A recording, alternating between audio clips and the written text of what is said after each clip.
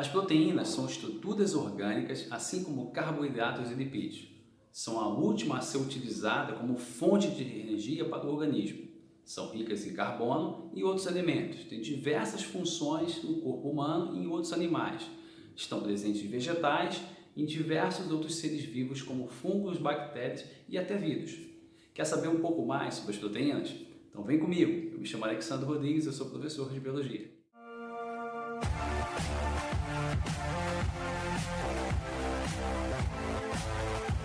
Fala galera, beleza? Bem-vindo ao canal! Hoje nós vamos ter uma aula sobre proteína, um dos assuntos mais cobrados no vestibular. Deixa eu te mostrar o quadro para que você possa ter noção de todos os pontos importantes que nós vamos ver hoje aqui. Dá uma olhadinha. Desse lado a gente vai falar sobre os aminoácidos essenciais, aminoácidos naturais, os tipos de aminoácidos, estruturas da proteína, tá? Entre outros. Aqui a gente vai falar sobre desnaturação, funções e classificação das proteínas. Galera, se tem uma aula que você precisa tomar cuidado com cada detalhe, é essa aqui. Nessa aula eu te aconselho a anotar tudo que foi importante, parar, voltar, não deixar passar nada. Esse assunto é extremamente cobrado em diversos pontos no vestibular e no Enem. Então vamos lá, vamos começar por aqui, ó. Dá uma olhadinha. Olha aqui a definição que eu coloquei para você de forma bem simples, objetiva. Ó. O que são proteínas? Proteínas são polímeros, tá? Formados por unidades que se repetem. Galera, polímero é uma macromolécula bem grandona, formada por unidades que se repetem. Mas que unidades são essas que se repetem na proteína? São os aminoácidos. Isso mesmo. Então, uma proteína é formada por uma unidade, ou seja, formada por um aminoácido ligado ao outro, ok? Essa é a definição mais básica de proteína. E os aminoácidos? Eles podem ser de dois tipos, gente, dois tipos. Existem apenas 20 tipos de aminoácidos na natureza, utilizados pelos vegetais, utilizados pelos animais. Eles estão presentes em todas as formas de vida que nós podemos encontrar, tá? Os essenciais são 12 tipos e 8 tipos são naturais. Qual a diferença entre eles, professor? Dá uma olhadinha. Os essenciais são chamados assim porque nós não produzimos, tá? A gente precisa dele na dieta alimentar. Estão presentes em vários tipos de alimentos, como arroz, feijão, proteínas como carnes, tá? Estão presentes ali, tá? Nos vegetais também. Os naturais é diferente porque eles são chamados também de naturais e não essenciais. Por quê? Porque nós produzimos. Então, resume assim, ó. Essenciais, nós não produzimos, precisamos adquirir através da dieta. Naturais, nós conseguimos produzi-los no organismo. Eles também são chamados de não essenciais, tá? Ok? 20 tipos de aminoácidos são os 20 tipos encontrados na natureza e, nesse caso, nós produzimos 8. E os vegetais? Os vegetais produzem 20, tá? Produzem todos eles, porque o vegetal ele não come como a gente, certo? Ele precisa produzir os 20 justamente por ele não ter a capacidade de buscar o seu alimento, tá? Eles são autotróficos, beleza? Agora dá uma olhadinha aqui, ó. Dá uma olhadinha aqui nesse desenho. Ó, nós temos aqui, ó, um aminoácido, esse aqui é um aminoácido, tá? E aqui, ó, nós temos outro aminoácido, certo? Eu quero que vocês olhem para esse aminoácido aqui, ó, para esse aqui, a gente vai falar sobre ele agora. Galera, o que é o aminoácido? Tá? O que é o aminoácido? O aminoácido, tá? Ele possui um carbono central com 4 ligações. Olha aqui, ó, um carbono central com 4 ligações, certo? Ele precisa fazer 4 ligações. Então ele faz uma ligação com o hidrogênio, faz uma ligação aqui, ó, tá vendo? Com esse grupo carboxila, tá? Com esse O do grupo carboxila, faz uma ligação aqui, ó, com esse nitrogênio do grupo amina, e faz uma ligação com o radical, tá? Esse é o primeiro ponto importante, tá? Ou seja, um carbono central que faz aqui, ó, uma ligação com o grupo carboxila, grupo amino, radical e hidrogênio. Agora, é muito importante que você veja dessa forma também, ó. Dá uma olhadinha aqui, ó. Olha para esse pedacinho aqui. Esse aqui é o grupo carboxila. Esse grupo carboxila, ele é derivado, lá na química, ele é derivado do quê? Do ácido carboxílico, tá? Então ele tem o quê? Tem uma estrutura ácida no aminoácido. Agora, esse lado aqui, ó, você tem o grupo amina, tem um hidrogênio. Então, o hidrogênio faz uma ligação aqui, ó, com HH, ou seja, NH2. É o que? O grupo amina. Esse carinha aqui, ó, tá vendo? Ele tem um nome de quê? De grupo amina. Então, se a gente pensar o seguinte, ó, tem o grupo amina e aqui o grupo carboxila, que é derivado do ácido carboxílico, então você tem um aminoácido. Sacou? Esse é o nosso aminoácido, tá? Agora, o que difere esses 20 aminoácidos que eu disse para você que existem na natureza? São 20, não são 20? Ó, são 20 aminoácidos. Então, o que faz esse aminoácido aqui, ó? ele ser diferente, né, desse aminoácido aqui, o radical. Isso mesmo, anota aí. O que difere um aminoácido do outro aminoácido, dos 20 aminoácidos, é o radical. Pessoal, todo o resto aqui, ó, todo o resto aqui para cima é igual em todos os aminoácidos. A única diferença realmente é o radical, tá? Então, é o radical que torna um aminoácido diferente do outro. Beleza? Voltou aí? Agora, dá uma olhadinha nisso aqui, gente, ó. Aqui, ó. Dá uma olhadinha nisso aqui, tá vendo? Olha o que está acontecendo. Esse aminoácido está se ligando a esse. Está se ligando. Quando você tem um aminoácido se ligando a outro, você chama isso de síntese, tá? Síntese, tá? Ok? Então, aqui, ó, síntese. Mas olha que interessante, ó. Com a ligação, né, desse aminoácido, com a síntese, ocorre a produção de água. Então, você vai dizer que toda vez que um aminoácido se ligar a outro, se forma síntese por desidratação. Isso cai em vestibular, tá? Síntese por desidratação significa que toda vez, 100% das vezes, que um aminoácido se ligar ao outro, vai ocorrer a produção de água. Se isso acontecer 1000 vezes vai ocorrer a produção de água. Você ligou? Tá? Agora, o que está acontecendo aqui nessa síntese? Um aminoácido está ligando ao outro. Você chama isso de quê? De ligação peptídica. Isso mesmo, ligação peptídica, tá? Então essa ligação é uma ligação forte, tá? Faz com que eles fiquem o quê? Unidos e formem cadeias muito longas, né? Com vários aminoácidos. Então se você tiver ali uma proteína com mais de 1000, né? mais de 10.000 aminoácidos, é um polipeptídeo.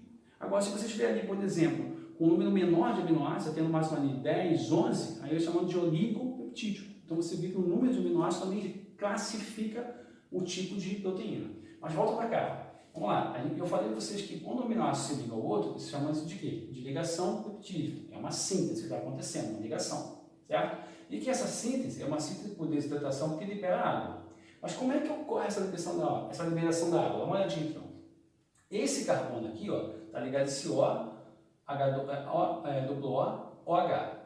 Quando esse Ozinho aqui, no grupo carboxila, se une ao que? Ao nitrogênio do grupo amina, é sempre assim, o grupo carboxila precisa se unir ao grupo amina, ele libera esse OH aqui, Então, ele vai se unir ao grupo, ok? Esse O do grupo carboxila vai se unir ao nitrogênio do grupo amina e libera esse OH. E ele fica livre e fica negativo. A mesma coisa acontece com o quê? Com o grupo amina. Quando esse nitrogênio vai se unir ao O do grupo carboxila, ele libera esse hidrogênio e ele fica livre e positivo. Negativo com positivo se unem e forma água. E aí, esses caras não podem ficar separados. É nesse momento que ocorre a ligação peptídica, ou seja, ele faz uma ligação direta, ou seja, do O do grupo carboxila com N do grupo amina. Pronto, a síntese foi realizada e por desidratação que ocorre a formação de água. Bacana, né? Maneiro. Vamos lá. Dá uma olhadinha aqui, A gente vem aqui agora para o quê? Desnaturação. Um dos pontos mais importantes na nossa aula, tá? Por quê? Várias questões falam sobre isso. Várias questões, tá? A desidratação aqui, vamos lá. Toda proteína, repetindo, toda proteína, ela tem uma forma, ela tem um formato. Quando ela perde essa forma, chamamos isso de desnaturação. Dá uma olhadinha aqui, Essa é a forma da nossa proteína. Agora ela desnaturou, aqui ela desnaturou. Olha como é que ela ficou, completamente diferente. Qual é a consequência disso? Ela perde a função, meninos.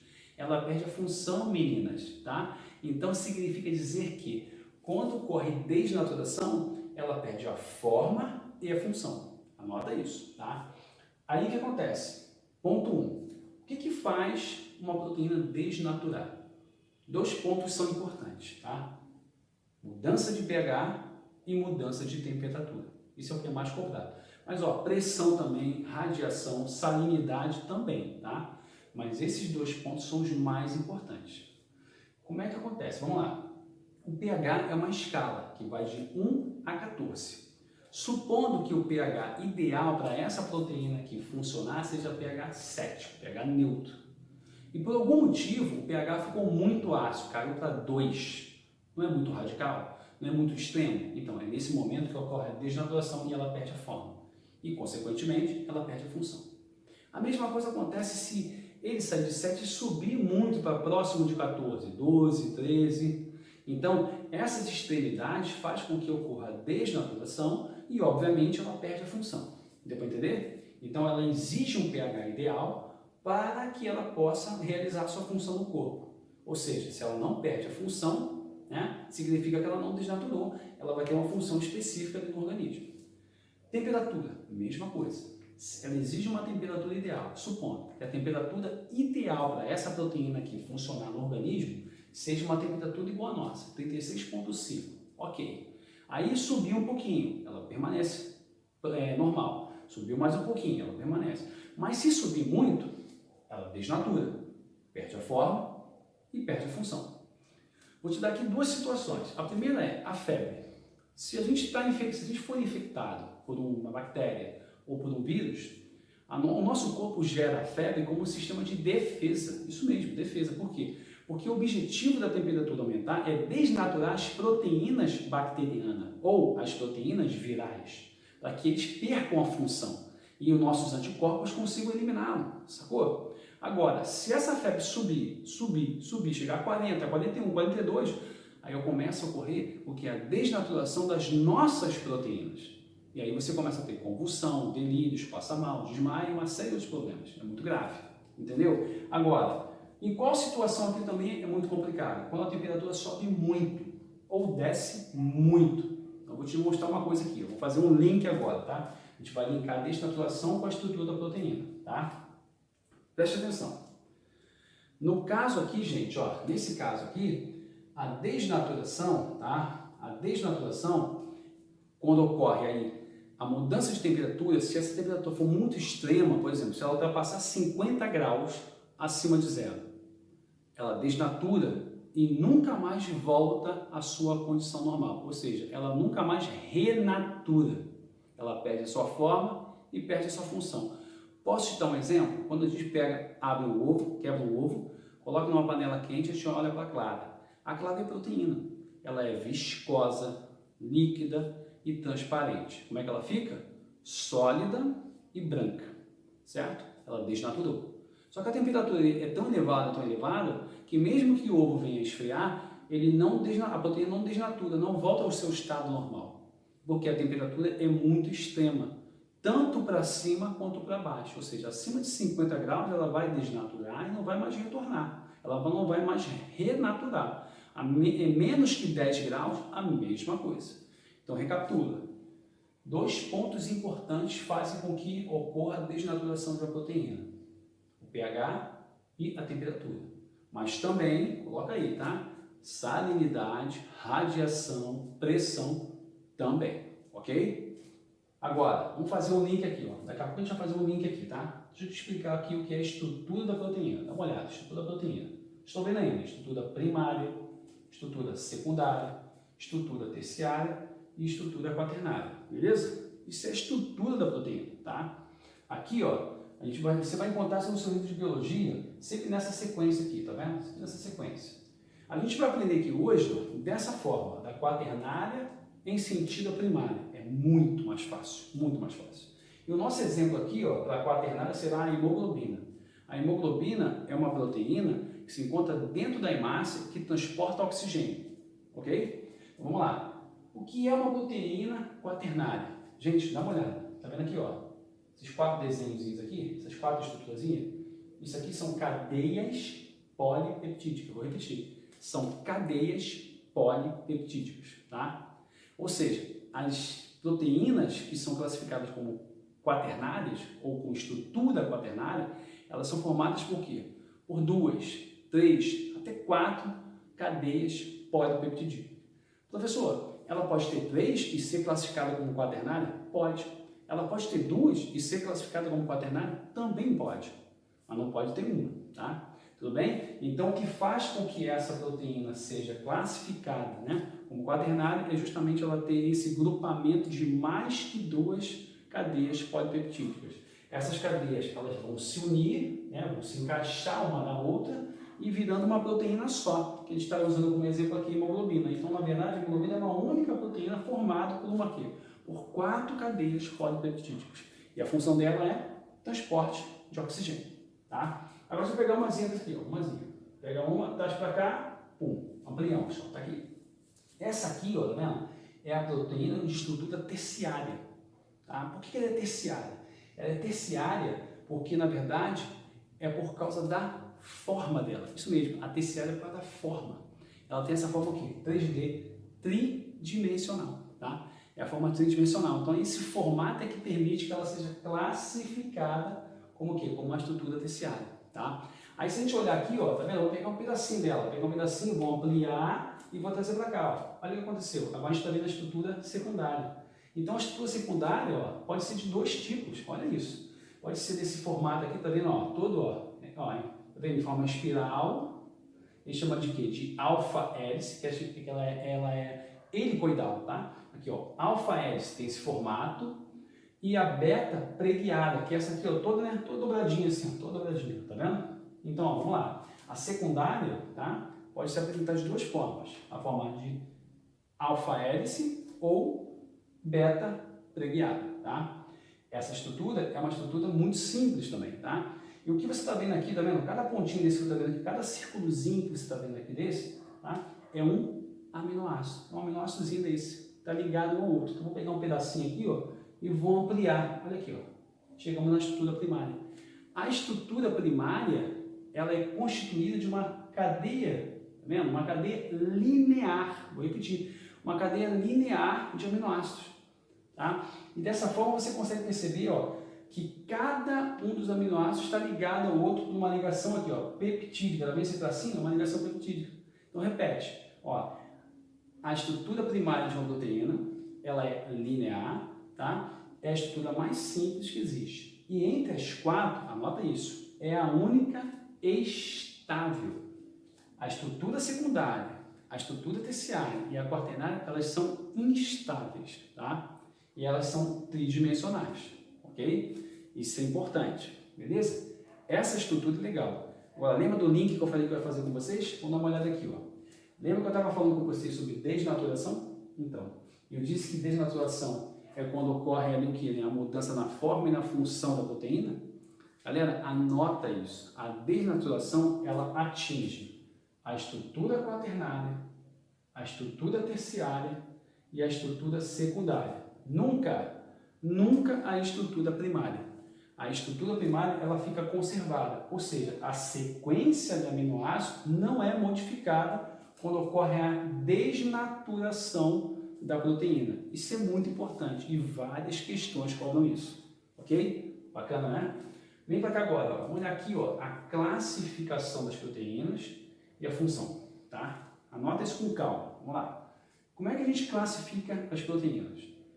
Quanto ao número, quanto à sequência e quanto ao tipo de aminoácidos. Quanto ao número mesmo, ó. Temos aqui, ó, 1, 2, 3, 4, 5. Essa proteína tem uma sequência de 5 aminoácidos. Mas olha a proteína de baixo, tem 4. Só pelo fato de uma ter um aminoácido a mais ou a menos, já são proteínas diferentes. Elas não são iguais, elas são diferentes, tá? Sequência, mesma coisa. Ela pode ter o mesmo número, tá? Porém, a sequência é diferente, ó. Sequência, ó, 1, 2, 3, 4, 5. Olha a proteína de baixo. 1, 3, 2, 4, 5. Quando você inverte, muda de posição a sequência, significa que as proteínas, elas são diferentes, tá? Terceiro ponto, quanto ao tipo. Repare, essas proteínas são vermelhinhas e essas proteínas são pretinhas, tá? Significa que elas são de tipo diferente, ou seja, elas são constituídas de aminoácidos diferentes. Se elas são constituídas de aminoácidos diferentes, elas não são a mesma proteína. Ou seja, as proteínas são classificadas como quanto ao tipo, quanto à sequência e quanto ao número de aminoácidos. Isso é bem importante, tá? Funções. Galera, coloquei algumas funções aqui. Mas posso falar? São muitas as funções presentes, tá? Ali, ligadas, melhor dizendo, ligadas à proteína. São muitas as funções, tá? Destaquei algumas para você, dá uma olhada nessa, ó. Função estrutural, citoesqueleto, quero que você lembre de citoesqueleto. Por quê? O que é o citoesqueleto? O citoesqueleto é o que dá forma à célula. As nossas células do nosso corpo têm formatos diferentes. As células da pele, do osso, as células do sangue, do cabelo, do sistema nervoso central, cada uma tem um formato. E o que dá forma à célula é o citoesqueleto. Então, o citoesqueleto é formado por proteína, tá? Olha isso aqui, ó, defesa. Se você não sabia, vou te dizer agora, defesa é uma função proteica. Isso já caiu no Enem. Os anticorpos produzidos para combater os vírus, para combater as bactérias e outros, são o quê? São proteínas. Então, defesa é uma função proteica. Tá? Esses anticorpos são as imunoglobulinas, IgA, IgG, IgD, IgE, IgM. Tá? Transporte. Lembra da hemoglobina que eu usei como exemplo aqui? A hemoglobina é uma proteína encontrada dentro da hemácia. A hemácia transporta oxigênio graças a essa hemoglobina. Então, transporte de gases é uma função proteica. Além disso, olha aqui, ó, hormonal. Isso mesmo, hormônio, professor. Justamente a insulina, por exemplo, que está aqui, e o glucagon também, juntos, a insulina e o glucagon, eles controlam o quê? A concentração de glicose sanguínea. A insulina tira a glicose do sangue e coloca dentro da célula. O glucagon pega a glicose que está lá o quê? No fígado e coloca no sangue. Então, eles são o quê? Inversamente proporcionais. Enquanto um tira, o outro coloca. Então, eles controlam a concentração de glicose no sangue. Então, função hormonal é função proteica. Além disso, função enzimática. Gente, as enzimas, tá? Elas são proteínas com a função de quê? De catalisar, em outras palavras, de acelerar os processos químicos, as reações químicas. As enzimas têm a capacidade de realizar a digestão em um tempo muito curto e com menor gasto de energia. Por isso que processos enzimáticos são funções proteicas, ou seja, aceleram as reações químicas. E por último, aqui ó, energética. Energia, isso mesmo. O nosso corpo tira energia de onde? Da glicose. Acaba a glicose e vai para onde? Para a gordura. Acaba a gordura e vai para onde? Proteína. Então a proteína é a última substância a ser utilizada como fonte energética, só uma necessidade mesmo, tá? Então sim, funções energéticas, sim. Fonte energética, sim. É uma fonte energética em última instância, tá? Ok? Espero que você tenha curtido essa aula, tá? Anote todos os pontos. Essa aula é uma das aulas mais importantes para você que está aí do outro lado, tá? E se você não me segue ainda nas redes sociais e não me segue aqui também no YouTube, eu quero te convidar a se inscrever no canal, acionar o sininho, deixar o seu like, os comentários, compartilhar a aula. E não esquece, na próxima eu vejo você aqui. Até lá!